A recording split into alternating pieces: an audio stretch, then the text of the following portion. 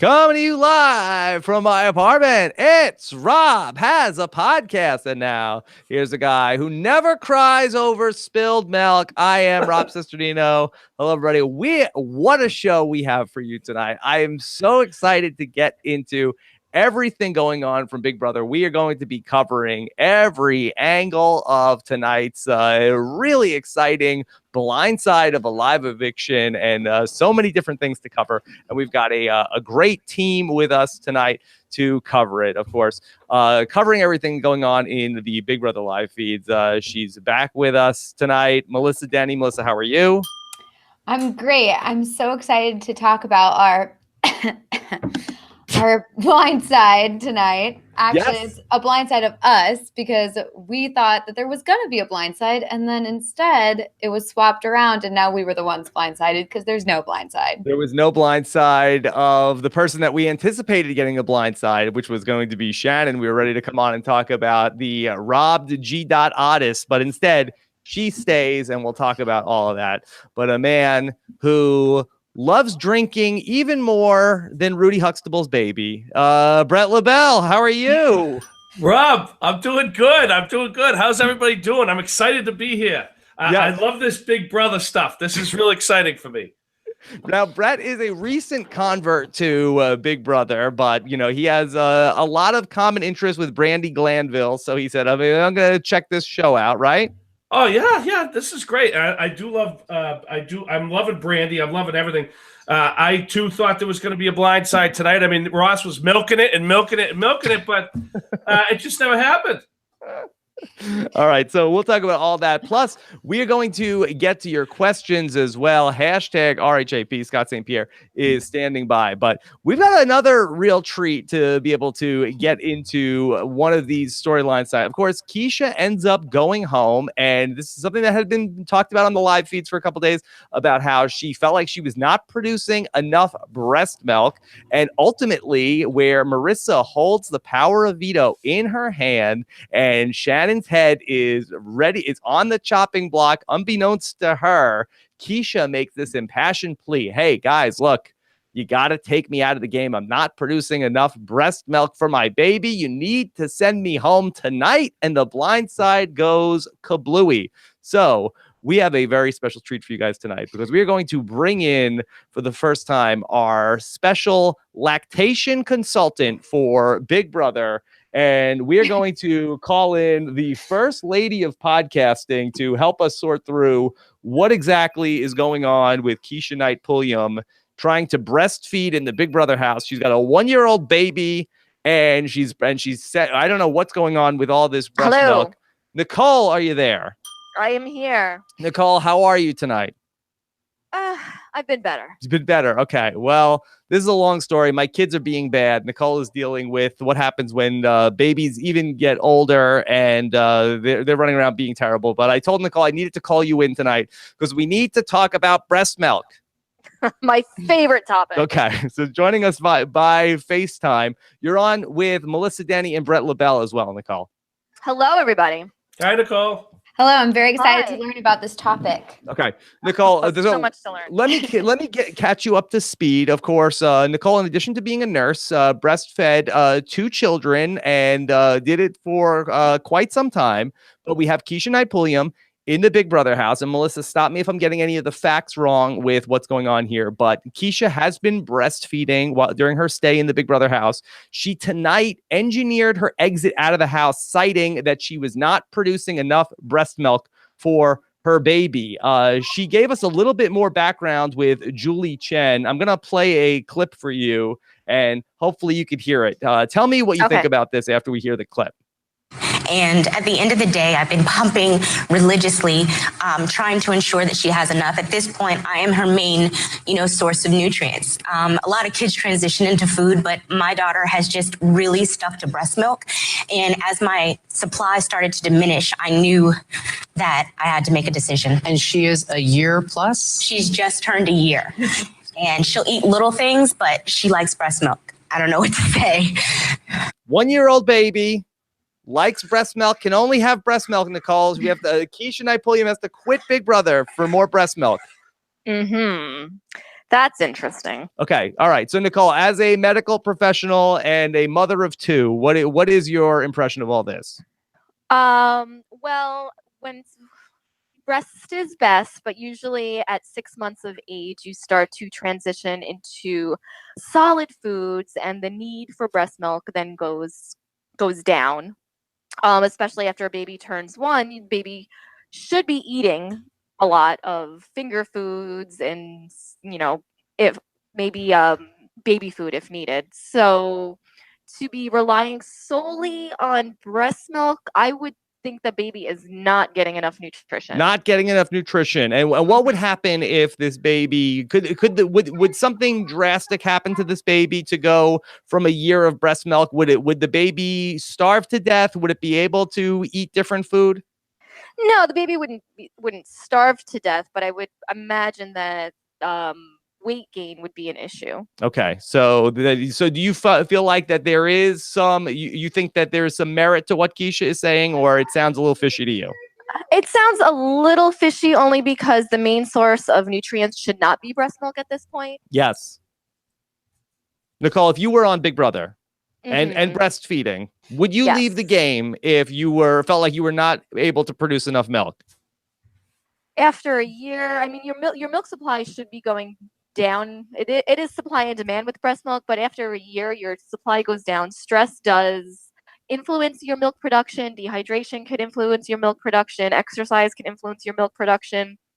If my baby was relying solely on breast milk, I maybe wouldn't have gone to play Big Brother. I don't know. Okay. Should Keshia and Pulliam have frozen an ample supply of breast milk to last the 2.5 weeks of Big Brother? Before she went? Yes. Yeah, but I don't know. Who knows what was in her freezer? Who knows? Who knows what was in her freezer? Maybe her freezer broke. Yes. Okay. That happened to us. All right. Brett, if only Keshia and Pulliam knew someone who could come over and administer refreshments to people while she was gone. Yes. If only. All right, Nicole. All right, I'll let you get back to. Do you guys have any questions for Nicole? No. Okay. How much can stress? I would like to stress that Nicole said that stress can be a factor to breast milk going down. That's correct, right? Yeah. Yes. Okay. Nicole, would you say when the breast milk is running out, then is that nature's way of saying like, hey, okay, that's enough? It depends who you ask. Okay. All right. What would be the benefit of her leaving? Like, would all of a sudden she be able to provide this breast milk? I mean, it depends on how much I mean, I don't at a year. I mean, I don't know how much she was producing, and if she really was only relying on breast milk with her baby. It can go down dramatically, but I don't know once it goes down if it's really going to go back up. And Nicole, in fairness to Keshia and Pulliam, can you tell us about your grandfather and his breastfeeding habits?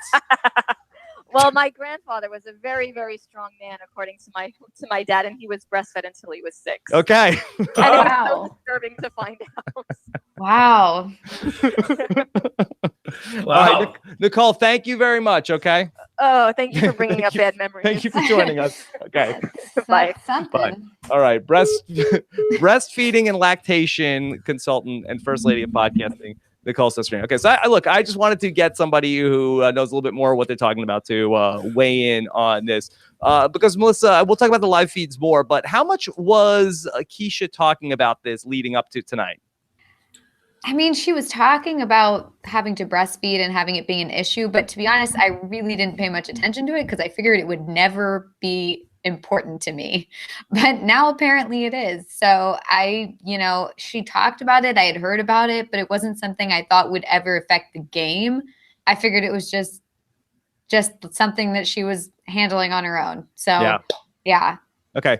Brett, incredible drama tonight because this was a blindside that had been laid out and really been talked about since late Friday into Saturday in the Big Brother house of, okay, we're going to have Omarosa and Keshia up on the block, but the real target, why don't we use the veto and then we will backdoor Shannon. And it was all laid out so beautifully. Shannon had a chance to save herself. We didn't get to see the nominee or the veto participants picked out. We don't know whether it was a house guest choice or whether her chip was pulled out of the bag. But Shannon had a chance to fight for her life. She ends up screwing up the veto question, and it was all there for her with Marissa winning the veto. But then Keshia begs, please vote me out. She was supposed to be the next person voted out. She said, no, I can't wait until Friday. Right. Yeah, I mean, I watched that, Robin, and I was all excited. I saw Marissa won. I was like, oh my God, this is gonna be right in the plans. They're gonna do the blind side. Shannon's not gonna see it coming. And then when I heard Keshia give that speech about breast milk, I said, she's quitting. She's quitting. I go, she had to have sat down with her doctor at some point to talk about the breast milk issue. They must have known how much time she'd need to give up. So to me, this was her excuse that she had ready to go in case she decided it was too much for her. The fact that after she started crying and they were having like I can't remember, you guys watched all day or saw some stuff during the day, but that after the challenge, they had she was talking and saying, I'll do that, but you have to, this is my life. So I saw her getting very emotional, and I don't know. I think she quit. That's my personal opinion. Yeah. Melissa, did you say, is this a quit or was this a medical evacuation? This was a quit. Yeah. Ding, ding, ding. I think this was a quit. I mean, for sure. Yeah. I mean, the baby's not going to die. And, especially not if she waits like 2 more days or however many more days before she'll get out next. Mm-hmm. So, it's just disappointing to see somebody quit, and especially someone who's in my draft. Yes. So I actually was like, and you know what? Before today, I was like, she's actually doing a pretty good job. She's in a good position. Yeah. Not, making any waves or creating any giant moves or anything, but she's in a good place, and I could see her going really far. But, I'm also at the same time, I'm totally conflicted because I'm very, very happy that we still have Shannon and we still have Omarosa in the house. So Team TV was the big winner tonight. Yeah. Team TV wins for sure. But Melissa, just to revisit the conversation we had during the draft where you took Keshia, I felt very strongly then. I said that I don't understand why she's on the show, because when I sat down with them going into the game, that she didn't give me anything. And I talked to her about, okay, are you ready for this? And she said, hey, this is like a work trip for me. And there's lots of moms that go and work. This is me going to work to go and get money for my family. And that's what she looked at it, where there were other people that really were ready to relish this experience. She said, hey, look, do I want to be here? No, but I'm going to get a stipend and that's going to maybe be the money that I'm going to, she didn't say in so many words, but that's basically how she was looking at it. Okay, this is a chore I am doing for money to go and bring some, provide for my family. And that's how she was looking at it. So to me, I felt like her heart was never in it. I did think that she was doing a fair job to this point in this game. So I did kind of come around on her as a game player. But to me, I feel like that this is a failure in planning more than anything, where she has a baby. And look, I know that I've seen in the chat room, people are saying like, hey, she can do whatever she wants with her baby, that she has every right to breastfeed as long as she wants. And nobody is saying that she does not. She could do whatever she wants, but don't go on Celebrity Big Brother. You knew this was coming. She's not like Brandy Glanville, who was a late addition to the cast. She had weeks to wean the baby off of breast milk if that was going to be an issue. Of if you have a 1-year-old baby that only takes breast milk, then don't go on Big Brother. Or then say, okay, well, I got to figure something out. Maybe I could pump while I'm in the house, but then I'll also let me get the baby eating some Cheerios and get the baby eating some other food. Brett, it seems like it was bad planning.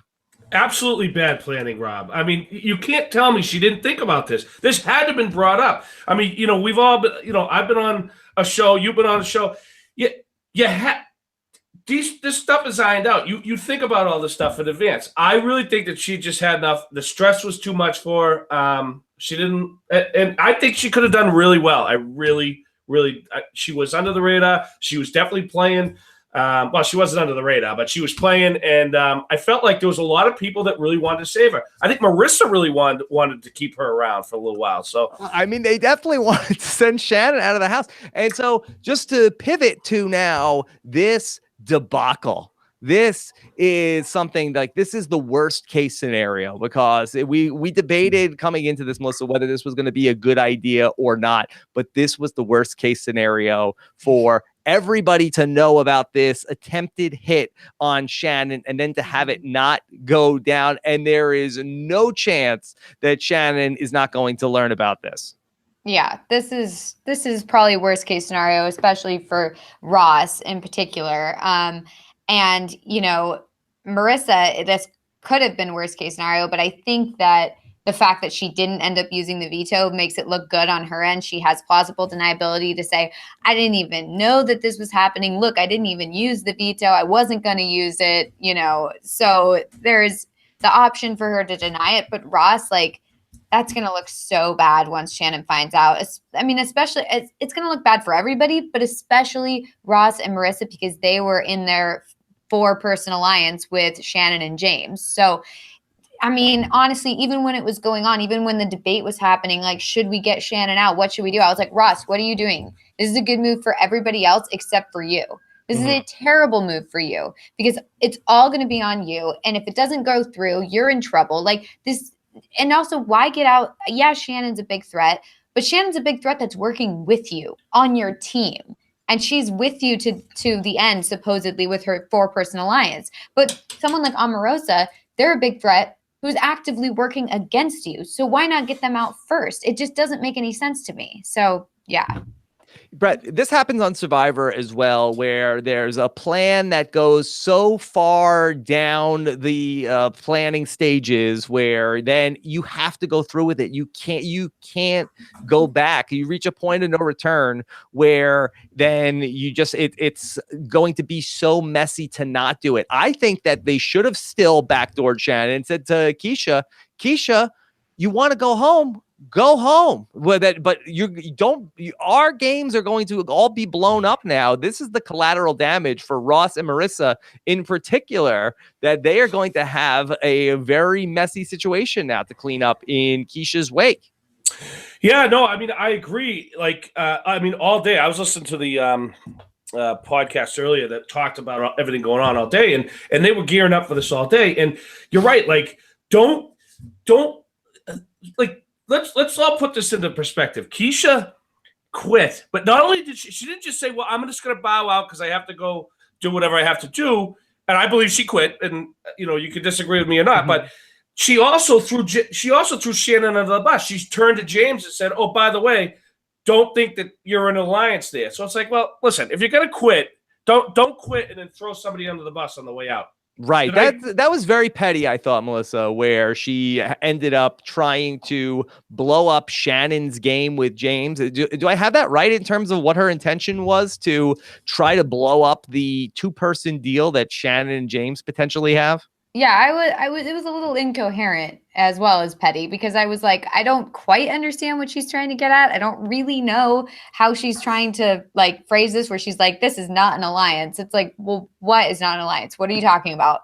I don't know. I got confused by it. I mean, like, I totally get let me throw a big speech out there to try and save myself, or let me throw some information out there to try and mix things up. But that wasn't even an accurate thing that was going on. It was like throwing Shannon under the bus to James when James was when Shannon was the only one saving James. So that one didn't make any sense. It would make sense if she turned into Shannon and said, guess what? You were the plan. They were all going to like backdoor you. Then I'd be like, oh man, what a reveal. This is crazy. Right. That would be something. But revealing something that wasn't even accurate, that James is just like, okay, well, I knew Shannon was going to get me out because she told me so and then decided to work with me. So I'm still here. Why does that have to do with anything? So, I mean, yeah.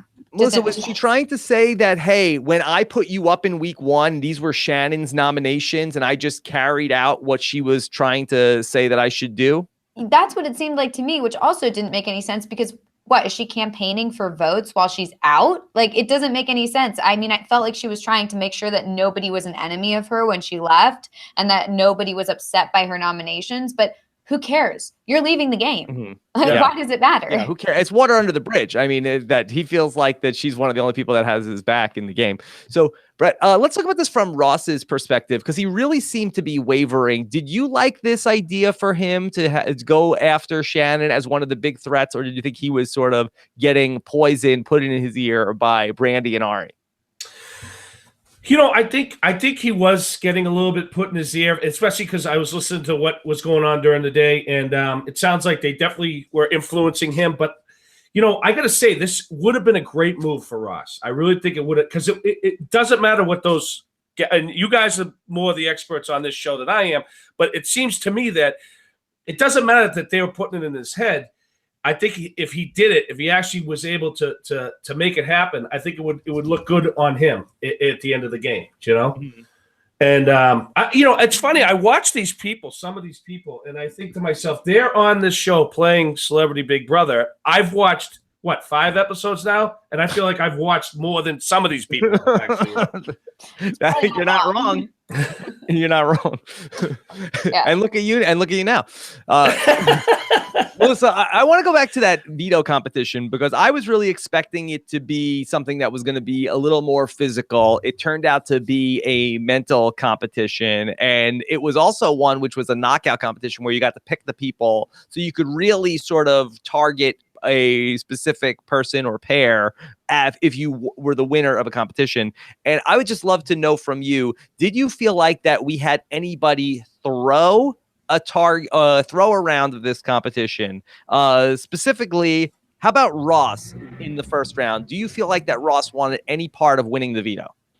I feel like Ross would not have wanted to win. I mean, he kind of made it clear earlier that that it wouldn't be in his best interest to do it, because he was basically saying that if he won it, he'd have to use it. He'd have to do stick with the plan or whatever. And so I don't think Ross wanted to win that at all. And I think that it was in his best interest to not win it. But I hate that competition when it's just being used to get one person out. Because I just feel like it's completely unfair. It gives them no shot, because obviously they would basically essentially have to win every single round in order to win that competition, just to get the veto or just to stay in the game. And I hate that. I only like that competition when there's opposing sides and it's like more of a fair competition. But just getting one person, it's like, okay, so everyone else is going to go out one by one, getting them out. I just don't like it. Yeah. But I did think this would be a competition that Shannon would excel at, but unfortunately that she got sort of crossed up in her head, and you knew that she was really upset about it, because then she kept talking about it after it ended up happening. So in that first round, Keshia ends up winning. She knocks out Ross, and then she picks Shannon and Omarosa. Shannon buzzed in as quick as she could, and then she was like muttering under her breath, like, oh, I should have, oh my God. So you knew she wanted it badly. So she ended up going out. Omarosa picks Ari and Marissa. Marissa wins. But when we get to Omarosa and Keshia buzzes in and gets the question wrong. Knowing what we know now, do you think that Keshia threw the question on purpose? Because you got to imagine she wants no part of the power of veto if she wants to go home. Yes, you know, it's funny, Rob, that you say that. She did. She buzzed pretty quick. If I had to watch it again, but I think she buzzed pretty quick. So I have to agree with you that maybe she threw it, you know, and because she doesn't want the power of veto if she's looking to go home. Melissa, what do you think? Are we on to something here? Yeah, I mean, I think so, because I mean, I'm sure that she knew beforehand that she was going to quit, or that she was going to leave or make some sort of effort to quit, because it's not like, you know, someone who was going to keep the nominations the same won it, and then she had to think quickly and say, okay, I'm just going to go.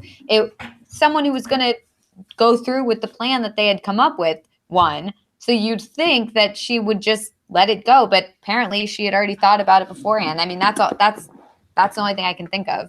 Yeah. And then we got to Omarosa versus Marissa. Marissa ends up buzzing in, and she ends up winning the veto. And then it really looked like... I'm so surprised that she went for that, though.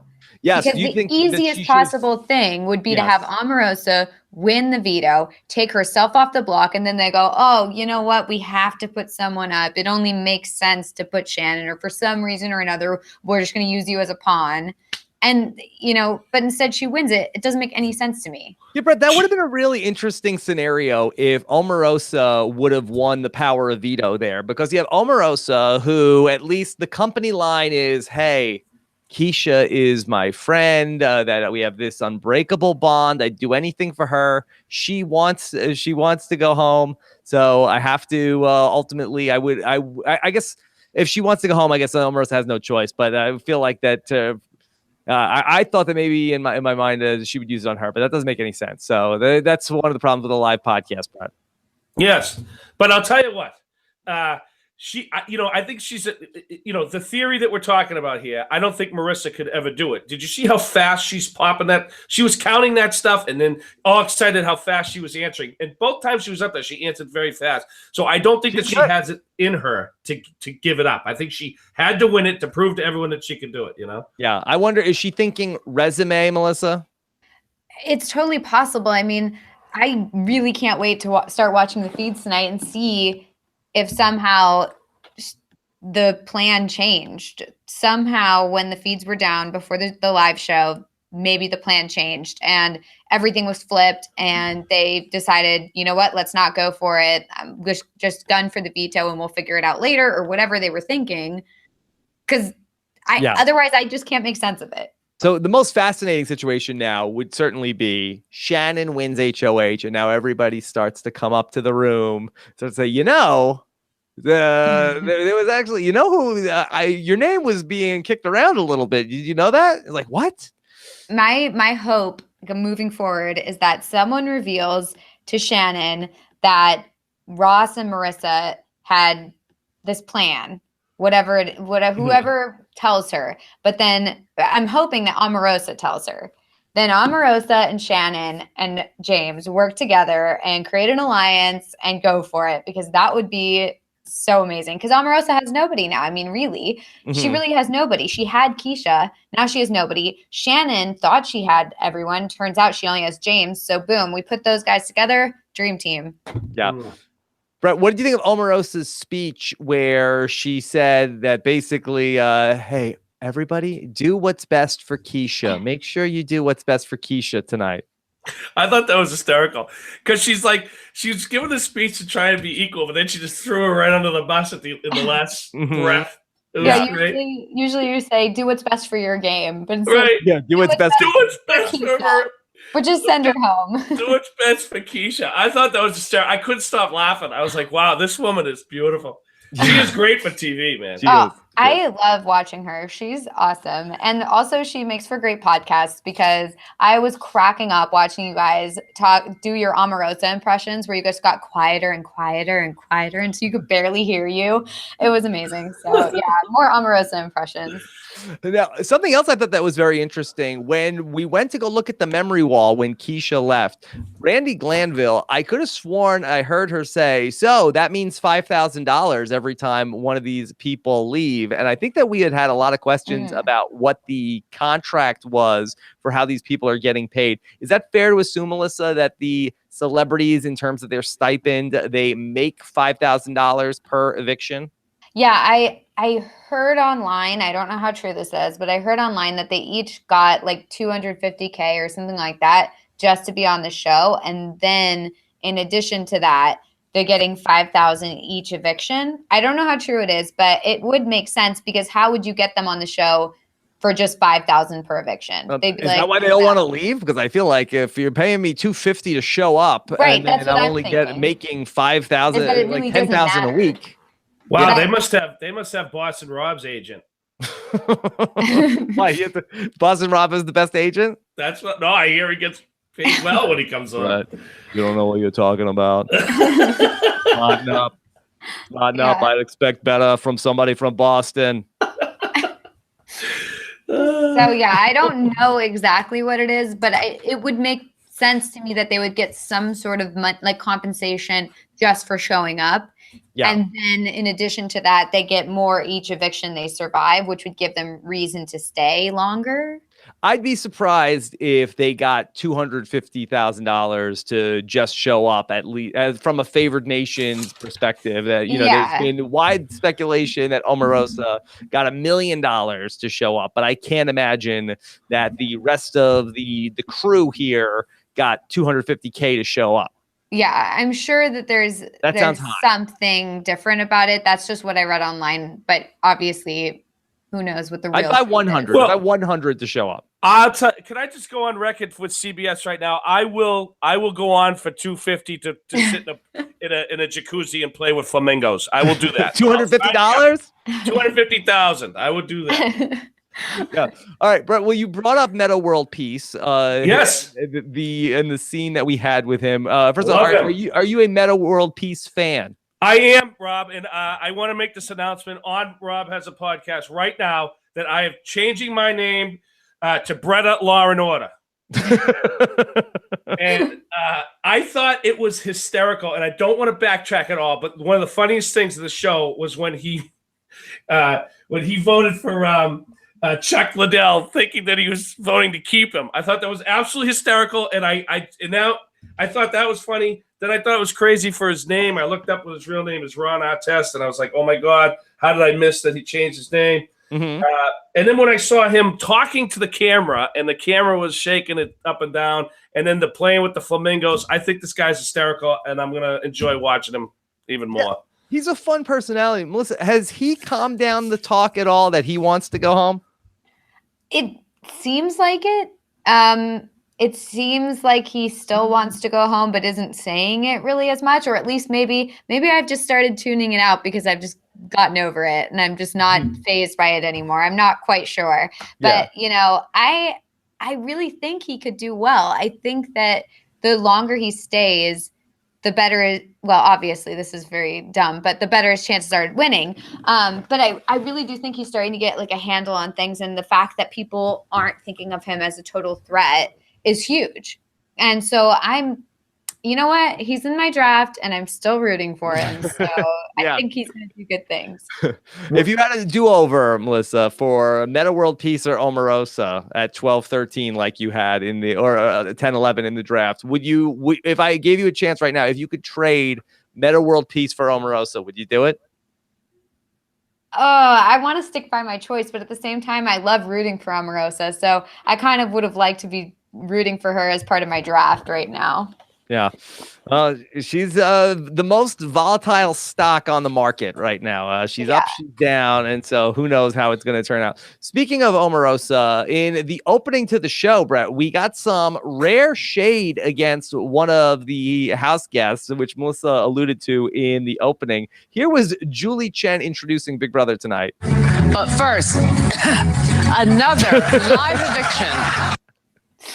Oh yeah! Wow. I you couldn't miss that. I thought that was hysterical. Like I said, I do like Meta World Peace, but Omarosa, she is hysterical and she's funny to watch, and she's definitely making the season. But when she was being interviewed and she coughed, after she'd come back from having asthma, I was like, oh, that was so fake. And I'm not saying that she didn't have an asthma attack. She very well have, but when she sat there and, brought the cough up, I was like, come on, but that's why I love her. She's just so crazy, Melissa, to me, that I go by what the show tells me where there's an injury, where if somebody has a serious life-threatening injury, I know how the reality shows will treat that. They treat it with gravitas, and like Survivor doesn't joke around about, Beast Mode Cowboy and his little dehydration with like wacky music. They treat it seriously when it's a serious injury. But then we have other times where the show pokes fun at a medical condition when they think there is some level of BS to it. Are you getting that sense from Big Brother production that they do not buy the seriousness of Omarosa's asthma condition?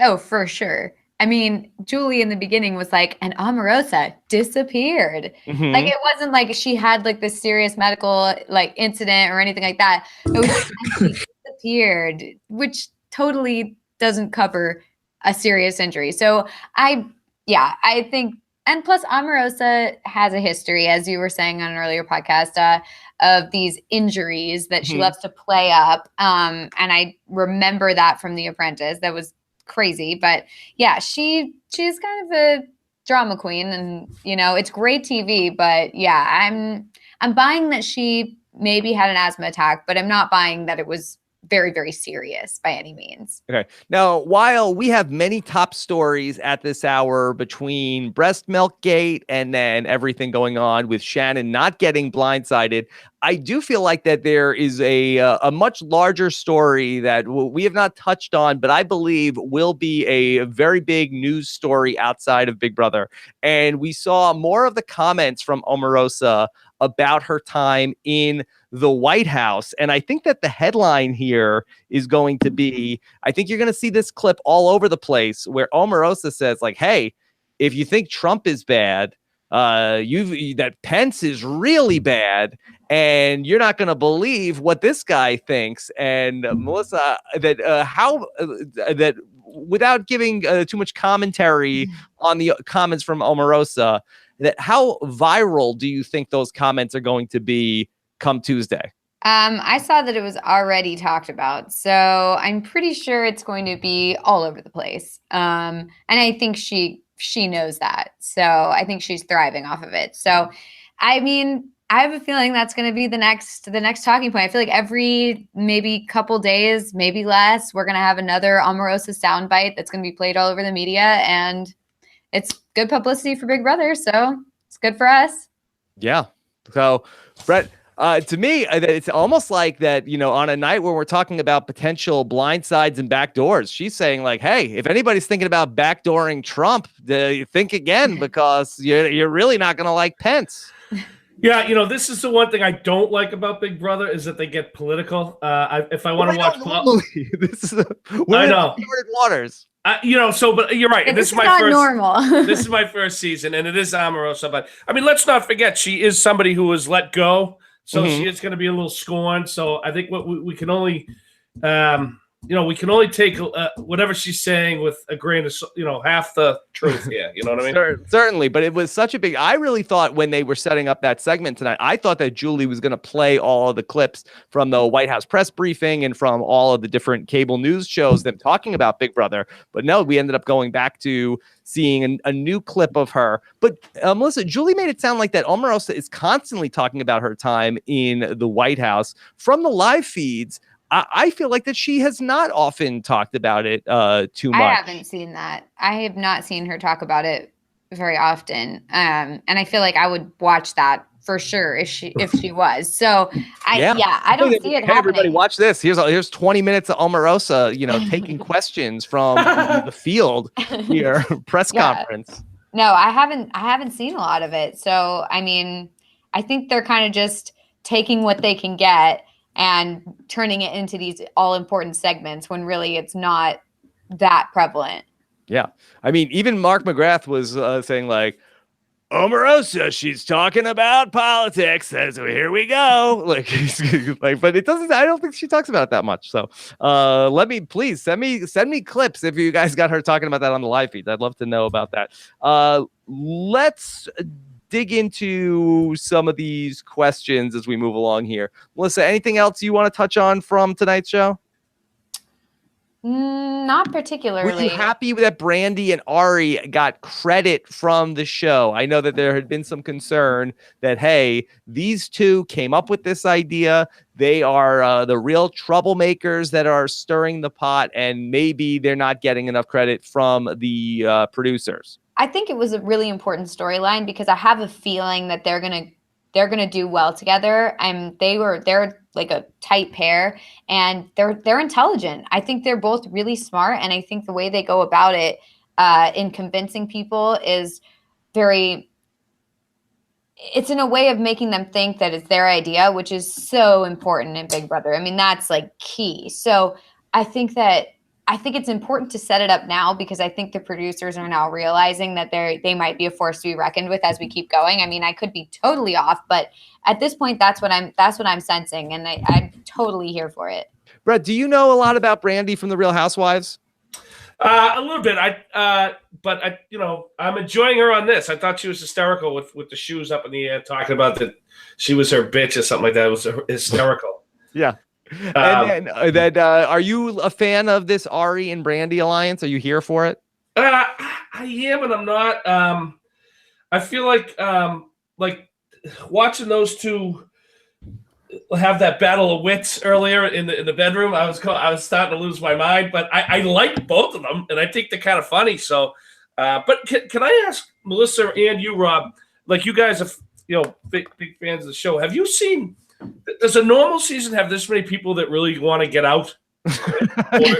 It's just because it's celebrity. This is a little unusual that there's that many people that are like trying to make deals and engineer their own exit. And I do wonder if there may be some contract language where if they walk off the show not as part of the traditional eviction, then they don't get paid in the same way they would if they left by a vote. I'm getting the sense that that's the case. I mean, because they keep trying to engineer their eviction, like you said, rather than just saying, I'm going to quit. Right. When normally, there is generally in a regular season, there are people talking like, I can't do this anymore. I need to quit. Like, but then they don't do it and they get over it. And it's just like a moment. This is very different because I haven't really quite seen this that often where they're trying to maneuver their way around some vote so that way they can be voted out. Like normally they would just be like, I'm going to leave. And then everyone goes, don't leave. And then they go in the DR and the DR convinces them to stay. Mm-hmm. And that's the end of it. But here we've got this weird thing where it's like, please vote me out next. Please. Like, I'll be next. I'll do it. It's very weird. Crazy. It's not normal. Yeah. Okay. All right. Good. Yeah. I think that's a good point. Yeah. And if it comes up at all, you'll see like a showmance maybe up on the block together, or if somebody sort of like can read the writing on the wall, like, hey, just vote me out. I just want to go home. But nobody ever is saying, hey, put me on the block this week. It's my turn to go home. I really want to leave. It's like, this is ridiculous if this is going on all the time. But no, I'm happy to hear that that's not going to happen in the next season. Yes. Okay, well, you never know, but it's unlikely. It's unlikely. Okay, let's get to some of these questions from you guys. Hashtag RHAP. Stephanie B says, my 1-year-old doesn't eat finger foods either, though he does eat baby food. Wasn't expecting my biggest anxiety to be confronted on tonight's podcast. I want a fun, relaxing time. Again, I'm not telling anybody, and I hope that I did not offend anyone with my comments, but all I'm saying is that if you have a baby that only is eating breast milk, maybe don't go on a reality TV show that precludes you from breastfeeding your baby. Do what's right for your baby. Stay home with the baby and feed the baby. And I'm sure it came up. I'm sure it wasn't like oh no, I just realized once I'm already in the house that this is going to be a problem. Like they clearly were like, okay, do you want to be on the show? She says, yeah. They say, wait, but didn't you just have a baby? Isn't that going to pose a problem? She goes, no, that'll be fine. No problem. Be fine. It'll be fine. And then clearly it was a problem. Right. So we're like a week into the show and you have to leave. So that's fine. You do what you want, feed your baby, whatever. It doesn't matter to me. Just don't quit the show because your baby needs to eat. That's fine. That's fine. That's all we're saying. Okay. John Densford, if Shannon and James don't win HOH, is there a 100% chance that one of them is evicted next? Okay, Melissa, you know what the lay of the land in the house. Sorry, I didn't mean to interrupt, but I don't think there's 100% chance that they're going to go. I think that clearly anything can happen and things change on a dime and we have no idea what's going on. And I feel like the second someone tells Shannon something, it's possible that they could sense an in with Shannon and try and, form some new sort of alliance and somehow she gets saved or something happens. I don't think there's 100% chance. And once again, this is me fantasizing about an Omarosa, Shannon, James alliance, but it's possible and it could happen. But I think that there's a thing here in this house that I think that there's a lot of people that they don't want to be the bad guy. They want to be in on the plan They want to be along with the blind side, but I don't want them to be mad at me. Like I don't want to come off looking like the bad guy on the show or to the people in the house. Like everybody was in, okay, all right, let's be sneaky, let's get rid of Chuck Liddell and let's just do it. And then but I think that like in the case of tonight where somebody would have had to be the bad guy and tell Keshia, no, you have to stay. We have to go through with our plan. Then it's like, well, I don't want to be seen as the person who didn't let the mom go and feed her baby. Yeah, I mean, I didn't like that they all just voted her. It's like, no, someone should say, wait a minute. No, this isn't working for my game. You're sticking around. Go. That's just what we got to do. But, and I also say Ross is running around like, he's trying to play this big game, but he's so nervous about, upsetting everyone. It's like, listen, sometimes you just have to own it, especially in a game like this. You just really have to own it. And, if you're going to go and make these big moves, you can't be running around hugging people saying, oh, no, it's just, it's just Big Brother. I'm really happy. Enough's enough. Own it. Yeah. Listen, even with the Omarosa thing where Ross was like, if this was another situation, I'd be making Omarosa chicken soup right now. It's like they have to bend over backwards. Like, no. I'm such a nice person. Yeah. I would never hurt anybody. Nobody is going to make her soup so she can throw it in their face. You know what I mean? That's the thing is like, I can guarantee you that if one of the other people was like one of the people who were trying to convince Ross desperately to do this blind side, if they were HOH and in Ross's position, I can guarantee you they wouldn't be saying the same thing. They'd be like, I don't know. And other people would have to convince them because they don't want to be the one to be the bad guy, to be the one to actually be HOH at the time that the blind side happens and be the one to put Shannon on the block. Nobody wants to be the one to do that, but they're all more than happy to vote her out. So I think that's going to be a problem moving forward in terms of who's going to just step up and make these moves and who's going to try and have somebody else make these moves for them. Okay, let's take another question from Stacked. Wants to know, so do you think Shannon figured out she was almost backdoored, or was it kept quiet enough during the chaos after the veto? Will Ross be in danger? When will we get feeds to see fallout? Does production hate us? So, Brett, we had this conversation that Shannon was not involved in where Keshia went to that group and basically pleaded with them like, guys, please knock me out. And then she was very aggressive towards Shannon in her speech. That does Shannon feel like, why is Keshia talking to you guys? She's got an axe to grind with me. Do you think that she'll put two and two together? Yeah, I mean, listen, I think James and Shannon both know from the beginning. I think that they're kind of, everyone's kind of got it or looks at them as very aggressive players. So I would think Shannon would be nuts not to think that people are thinking about her constantly. I mean, she's like they keep saying she's playing hard. She's playing hard. So she's obviously aware that people are aware of her, and she's trying to reconnect with everybody and talk to people. So. I would think she has to know, What do you think, Melissa? Do you think that she's going to be able to crack this mystery? I think she will find out. I don't necessarily know if it's going to be of her own accord or if someone's going to inform her of this, or maybe if Ross wants to take the first step and tell and like preemptively say, look, I just want to let you know that these people were trying to get me to backdoor you. And he can say, I mean, at this point, he can absolutely say, obviously, I wasn't going to do it because there's no evidence that he was ever going to do it. He can just tell her. So intense. She'll go to the other people. She'll cross-examine people. Like, hey, is it true? She will. Yeah. She will. But I mean, it's totally possible that he could play that card that I had no intention of doing it. Obviously, I had to tell them, yes, of course, because I didn't want them to get mad at me, but I was never going to betray you, whatever he wants to say. But I do think she's going to find out. I don't think she has found out yet, which was one of my big questions while watching the episode was, does she know? Because something's different, but it doesn't seem to me that she knows. There was like a brief feeds leak like right afterwards or something and there was no like giant fallout or anybody getting upset. And now there's nothing really happening on the feeds as far as I can tell right now. So I don't think there's any massive drama or fallout. Okay. Unfortunately. All right. We'll see what happens. It's, crazy when you have a big plan like this and then it just ravels in front of your eyes on a show like this. It ravels. No raveling going on. It ravels. Yes. Robot Taryn says, who do you think will expose the plan of the back door to Shannon? Listen, if somebody did tell Shannon, who would it be? I think Omarosa. Yeah. Because I think that she's going to recognize now that Keshia's not there. Look, everybody, they're coming for you. I told you. Everybody hates you. And I was your only friend. I told you. Stood by you. I would not stood have by voted you out. I am loyal. Ask anyone. And I was loyal to you. And now She's look great. at you. Everybody wants to It get just you gets out. quieter and quieter, just so you have to lean in and like hear more. Help me, Omarosa. How do I? Well, it might be too late for you. I might Sorry. be too quiet now. Yeah. I'll say a prayer for you. Yeah. It's all okay.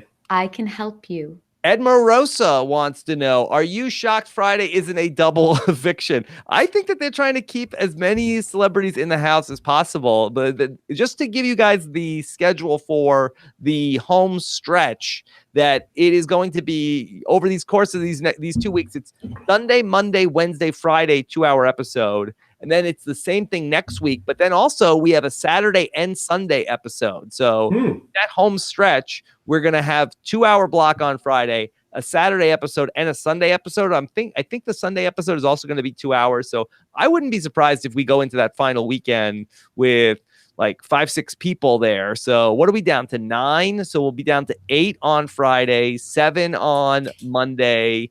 We'll go into that final weekend with 6. I think that they could maybe, if they do a double there, 6-5, and then a 4 on Saturday and get down to a final 3 for the finale. I think that will keep us on track.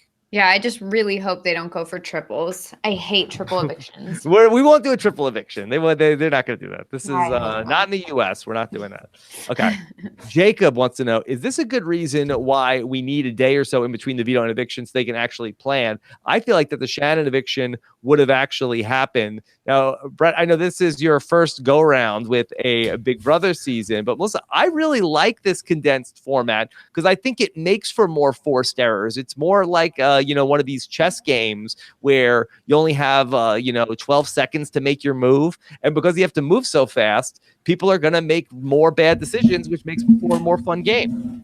I do like it being condensed because it's more exciting for us as viewers, but I don't like the fact that there's no time to plead your case in between. So, a lot of the situations, I mean, think about why Dan's funeral came about. I mean, he had that time to try and figure it all out. I just feel like when you don't have the time, there's no planning, there's not a lot of strategy because it's all just boom, boom, boom. We have to just go with our gut. We have to go with what we planned for beforehand. And while that can be exciting, it doesn't allow for a lot of strategic play, because I absolutely think that if Shannon got put on the block after this veto ceremony, and then we had the typical Big Brother format where she had more time, I definitely think she would have been able to get herself out of it. So I think that I like it because it's exciting to watch, but at the same time, I would miss the strategy of, just the mental game in between. Yeah. Brett, are you enjoying the pace of the season? Yes, with Rob. I mean, you do know I did watch one episode of Star Trek Canada, so I am a little bit into this show.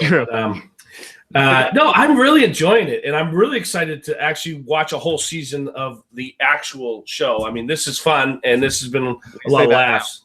Yeah. But I can see how complicated it is, and it's a lot of fun. I'm enjoying it. Yeah, there's a lot there. I really do think, though, Melissa, that there is this chance now where Shannon went from she was a prohibitive favorite. Now she's really the underdog. She can win challenges. That I think that she has a chance to really run away with the hearts and minds of the Big Brother fans. I think that she could be on a Janelle-like path here.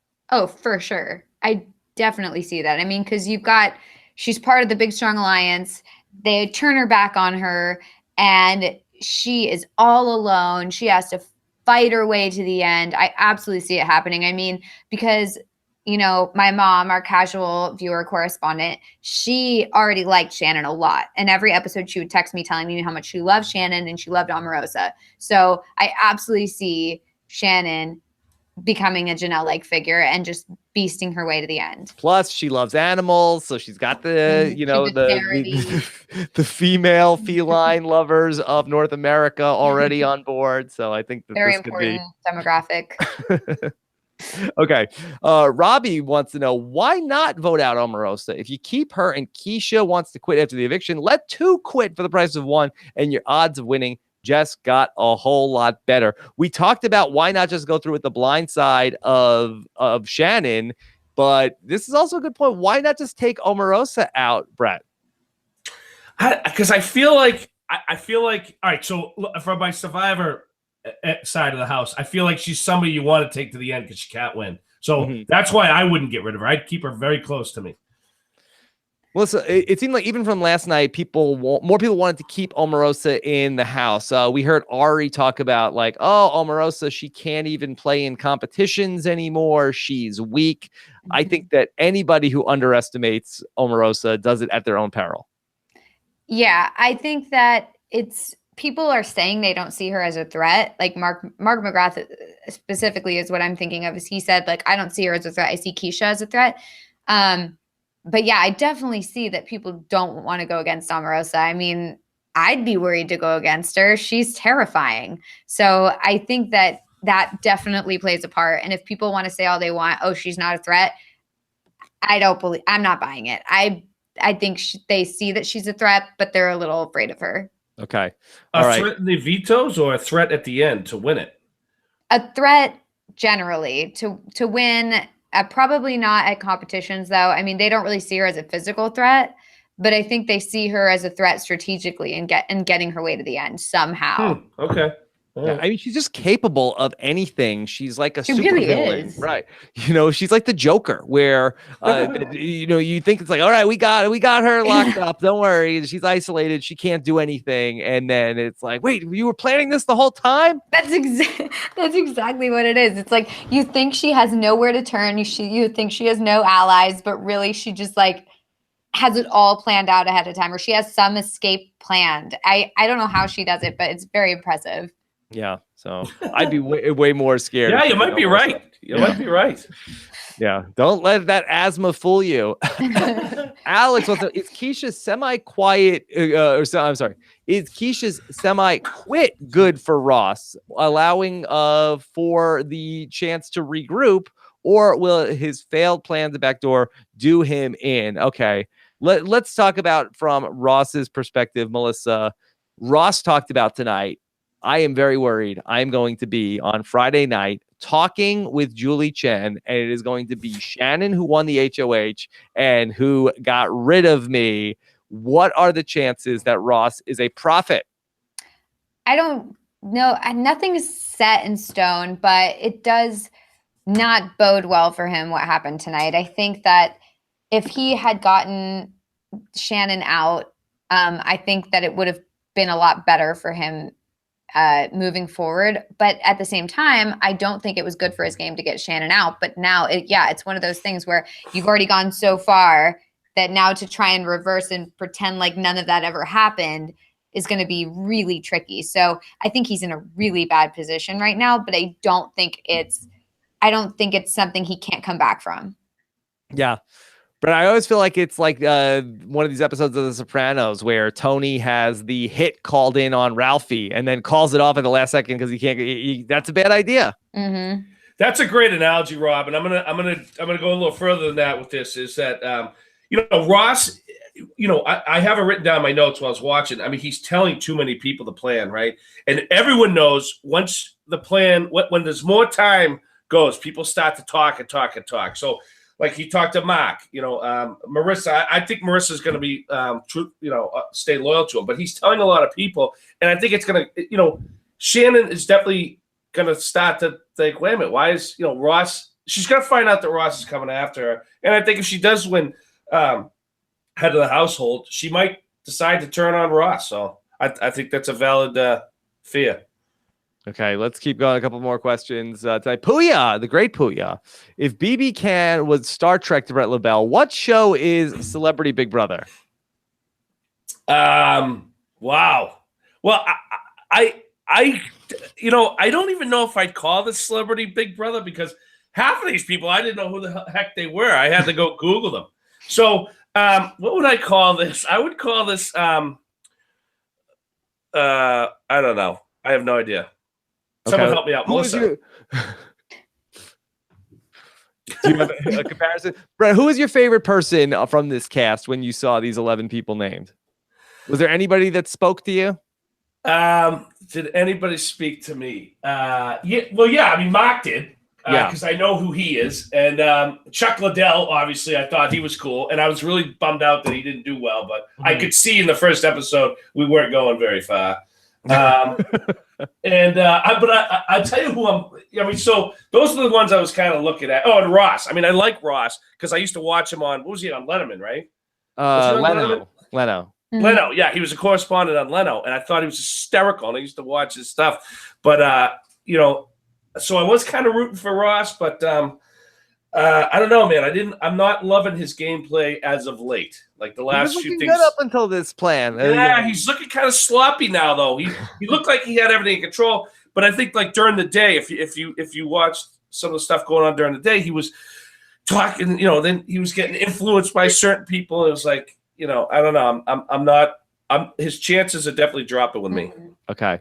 All right. This is from Teeny Ween on Twitter, who wants to know, is it possible that Keshia didn't trust Ross and wanted Omarosa to stay in the game, so she made it up? I think that, are we talking about the breastfeeding here, Melissa? Is that possible? I mean, I'm assuming that's what they're talking about. Hard to know what Teeny Ween is talking about. Sometimes, really, Keshia needed to be teeny weaning off of the breast milk before she came to the house. Oh. Just a teeny bit. Just a teeny bit. Cheer Me Up wants to know, was breast milk depletion a strategy for her to get publicity after her eviction? Now she has a whole platform to speak about. Melissa, I think that this does not seem like a road to a TED Talk to me. Yeah, I don't think so. I don't think she planned that far in advance. I think it was just a emotional decision and she decided to get out. But yeah, I don't think that this was all made up or anything like that. I think that she probably, I mean, I don't want to put words in her mouth or anything, but I do think she probably could have stayed till the next eviction. I don't think it was a life or death scenario, but yeah, I don't think she's making it up. Right. We've said everything there is to say. Yeah. I think you could, if you really wanted to, devil's advocate say that she thought everything was going to be okay. Too much stress in the Big Brother house. She wasn't able to produce as much milk as she thought she was going to, and that's why ultimately she had to leave. But what are you going to do? Then maybe don't come to Big Brother. If your heart wasn't in it, then maybe go on the next celebrity diving season or celebrity mole season or celebrity apprentice season, whatever the next show is that comes along. Okay. Coming up tomorrow on Tuesday, I'm sure there'll be lots of fallout about everything that goes on overnight. Maybe we'll have the new HOH crowned at some time. Whatever goes on, Taryn Armstrong will be there to cover it. Brett, are you going to be watching the live feeds enough that then you will be on with Taryn on some morning? Yeah, I am going to watch a couple of these things because I was really enjoying his show this morning and listening to there's a lot of information you missed from just watching the show. And can I just say that I am so excited. I have learned more about the female anatomy tonight on this podcast than I ever thought I would on Rob as a podcast or on Celebrity Big Brother. I mean, this is just fascinating. Very enlightening. Yes. Brett, anything you need to know, you could text me, you can call me anytime. I'm happy to be a consultant for you. Well, thanks, buddy. I appreciate that. This is very exciting for me. You got it. Of course, also coming up, we will have our first Celebrity Big Brother roundtable of the season, Melissa, on Tuesday? Yes, on Tuesday. We usually do them on Monday, but now with this crazy schedule where there's basically episodes every night, we had to switch to Tuesdays. Okay, so just 2 Tuesdays left in the Celebrity Big Brother season. Wow. So join the LFC on Tuesday night for that. Should be a lot of fun as well. And then I will be back with you guys on Wednesday night when we will find out about our HOH and everything going on. And we'll see our nominations coming up this Wednesday night. Of course, if you haven't listened to it, check out Brett LaBelle on the Taryn Show. I thought that was a very fun interview with Brett and Taryn Armstrong, and I was very excited to see that drop in my podcast feed. Check that out, Brett. Oh, thanks, Rob. Thanks so much. I had so much fun. Terrence's a great guy. Yeah, he's okay. He's okay. Yeah. Yeah, so no, definitely go ahead and check that out. Plus, we've got so much going on with the Survivor season as well. First one out, of course, Josh Wigler's project previewing. Oh, you like the first one out too, right? Amazing. It's amazing. It's like listening to a 1950s radio broadcast. I'm really having a lot of fun listening to it. 1950s radio broadcast.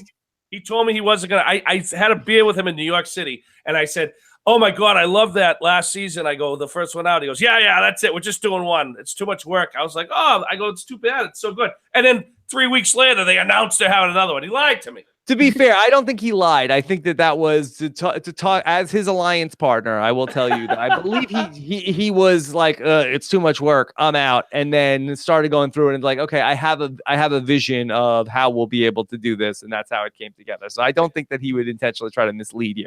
Once again, we have another great, very enjoyable program on the Rob Has a Podcast website. So. Yeah. All right. So lots of fun stuff, of course. Make sure you subscribe to our Big Brother podcast feed if you want to make sure you get everything going on there. robhasawebsite.com/BB podcast or robhasawebsite.com/iTunes to get everything, including News AF coming up tomorrow with Tyson Apostle and Danny Bryson. But Brett LaBelle won't listen to that because he says we talked bad about Tom Brady one time. Yeah, you guys were all over the page. I will listen again, but just enough. Are you okay after that Super Bowl? No, I'm not okay. I had to take a few days to myself.